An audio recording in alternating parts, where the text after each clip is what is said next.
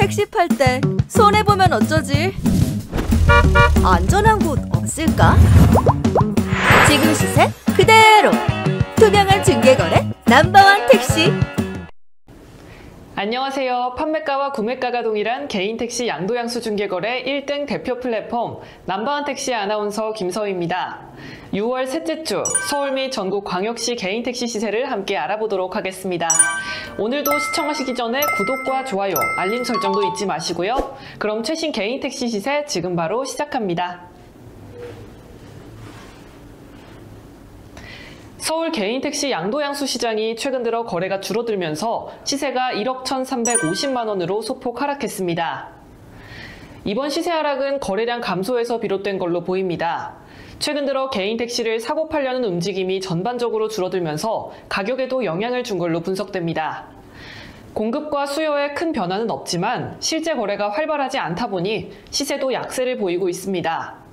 특히 양도 희망자, 즉 개인 택시를 매도하려는 사람들의 유입도 줄어들고 있는 상황입니다. 거래시장에 나오는 물량이 일정하게 유지되고 있음에도 불구하고 실질적으로 사고자 하는 사람들의 발길이 뜸해지면서 가격이 주춤한 흐름을 보이고 있습니다.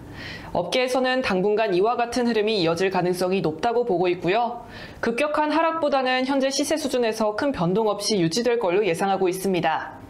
일부에서는 다시 반등할 수 있는 여지도 있다고 말하는데요.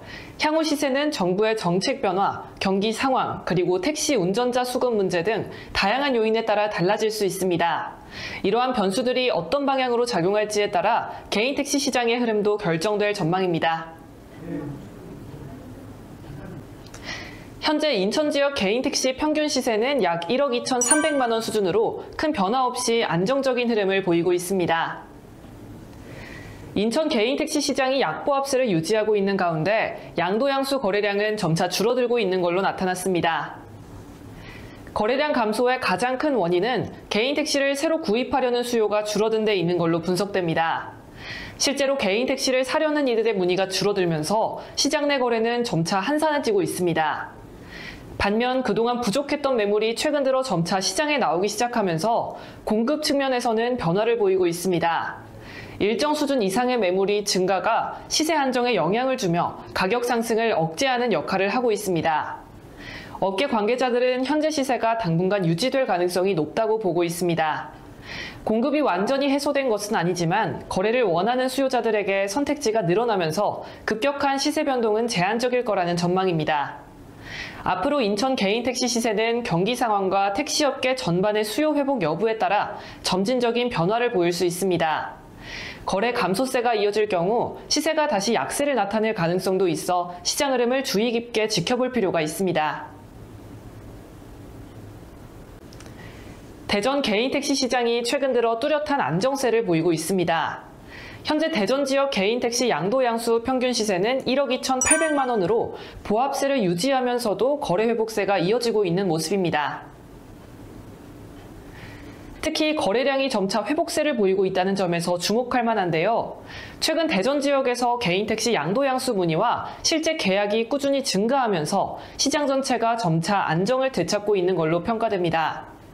이러한 긍정적인 흐름에는 브랜드 마케팅과 지역 협업의 힘도 작용한 걸로 보이는데요. 대전 개인택시는 꿈돌이 택시라는 지역 브랜드를 통해 소비자가 뽑은 올해의 브랜드 대상을 수상한 데 이어 대한민국 브랜드 대상에서도 우수상을 수상하는 성과를 거뒀습니다.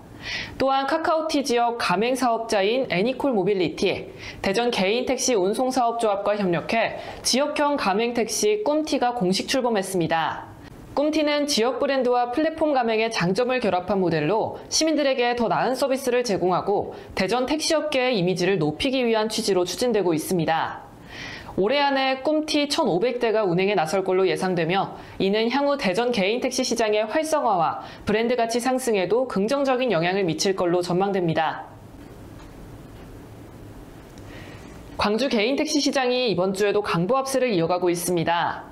현재 시세는 1억 4,300만 원으로 유지되고 있고요. 가격은 견고하게 유지되는 모습을 보이고 있습니다. 그러나 시장 내부를 들여다보면 매물 공급은 다소 원활하지 않은 상태입니다.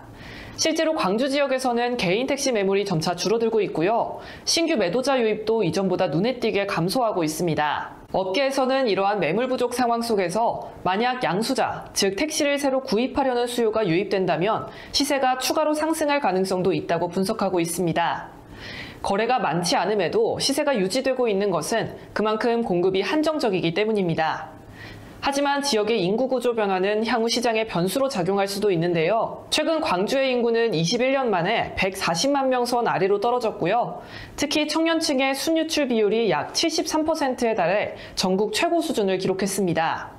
반면 65세 이상 고령 인구는 지속적으로 증가하고 있어 고령화가 빠르게 진행되고 있는 걸로 나타났습니다.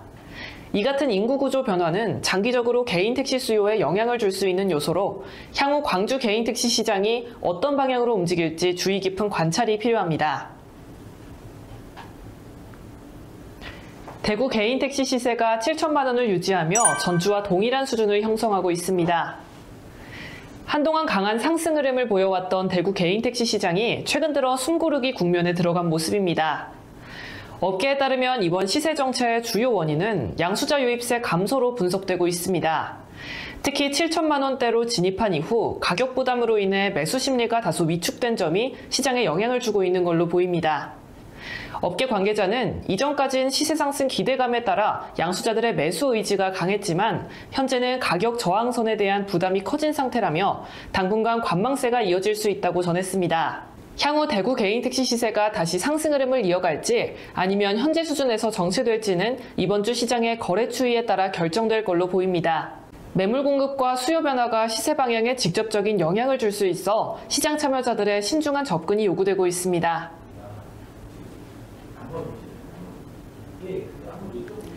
울산 개인 택시 시세가 오랜만에 상승세를 보이며 시장 흐름에 변화가 나타나고 있습니다. 현재 시세는 9,700만 원으로 그동안 오랜 기간 안정세를 유지하던 울산 지역에서 이례적인 가격 상승이 관측되고 있습니다. 이번 시세 변동의 주요 원인은 매물 유입 감소입니다. 최근 들어 매도 희망자의 유입이 줄어들면서 시장에 나오는 매물이 급감했고 이에 따라 수급의 균형이 무너지기 시작했습니다. 공급이 부족해진 가운데 택시 구입을 원하는 양수자들이 적극적인 매수 의지를 보이며 가격 상승을 견인하고 있는 상황입니다. 업계 관계자들은 이러한 흐름이 단기간에 끝나지 않을 수 있다고 분석합니다. 특히 울산 지역의 특이한 경제활동 구조가 이번 시세 변화에 영향을 준 걸로 보입니다.